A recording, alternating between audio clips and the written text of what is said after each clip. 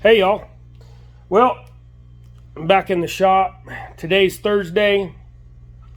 I have not done nothing all week. I have a sinus infection.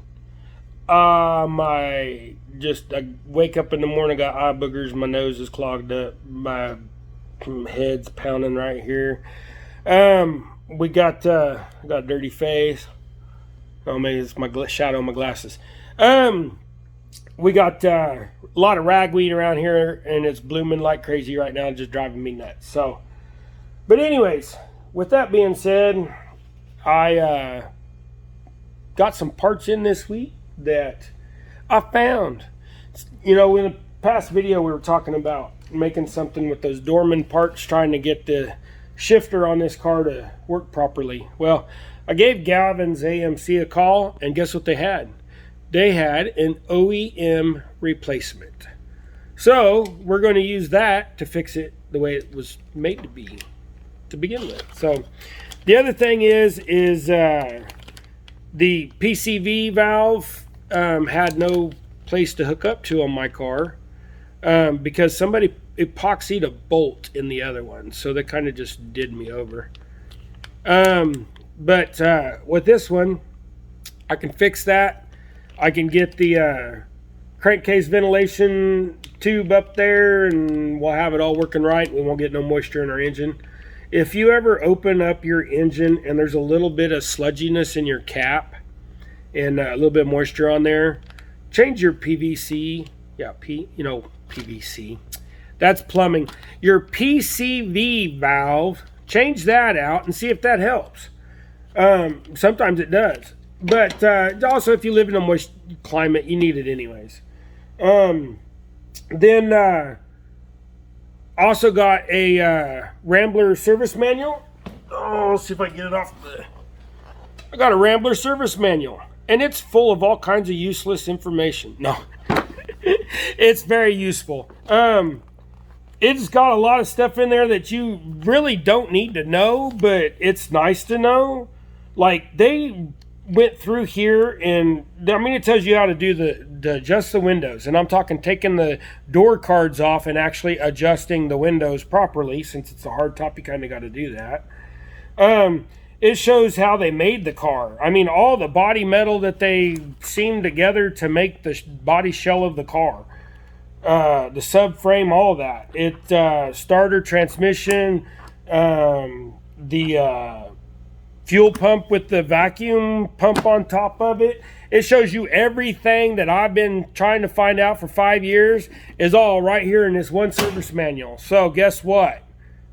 I already read a lot of it, and I'm going to use that knowledge to, do a little better job on aligning the windows and the doors and doing some stuff like that. So, also this car has a 59, 58 paint code. The top is Imperial Gold, and the body is an ivory, so a white.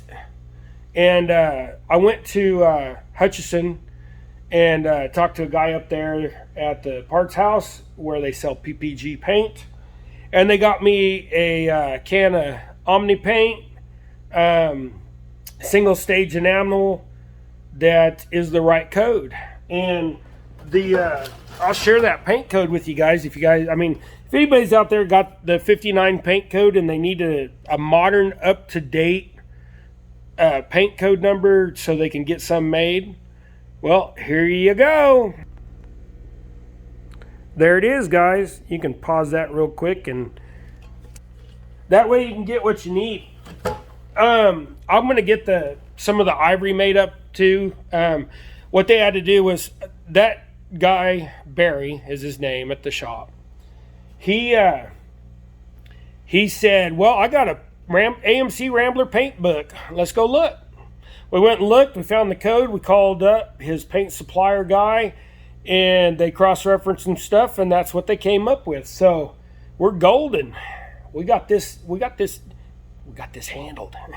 We got the gold as the golden. So I'm going to sand the top down and paint it. That's, kind of where we're at. I've forced myself to do it. I went and spent $250 on paint products to get this done. So I want to get the windows back in, and in order to put the windows back in, you need to paint the top. So I'm going to get the top painted back to the original gold. Got a problem though with painting the top. Here, I'm going to set my phone down for a second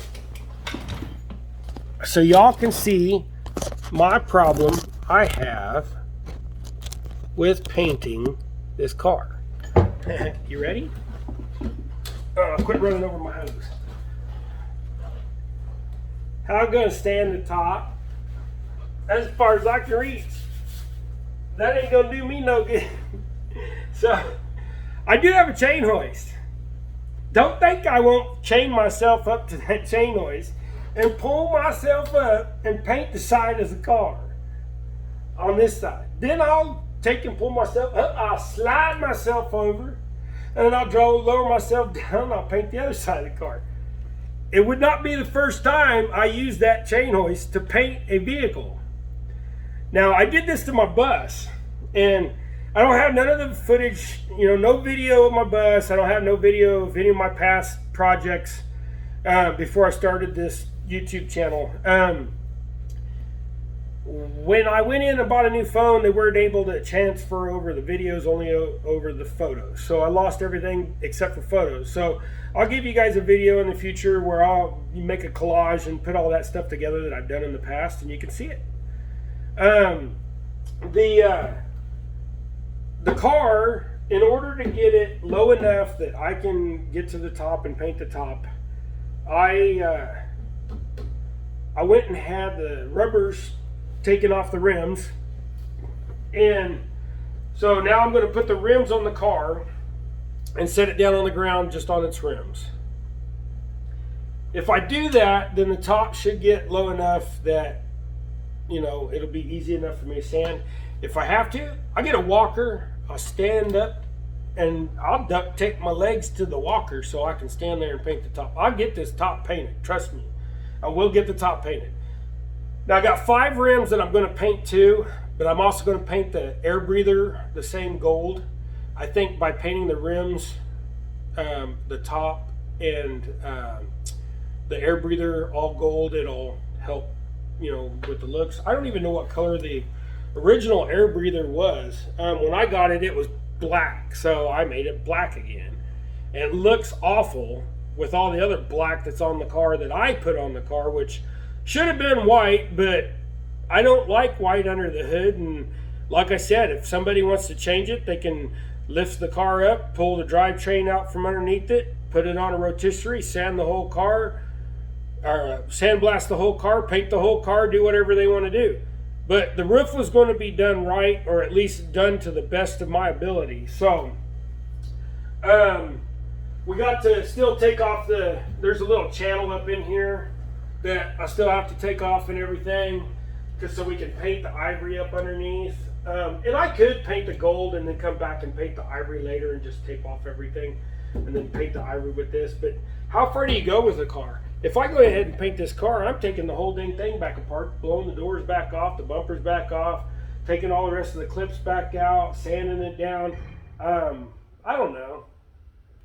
I'm gonna go as far as I feel like going, I guess. But it is what it is. I still have the exhaust out from underneath it, so like I said, so I can lower everything down as low as I can.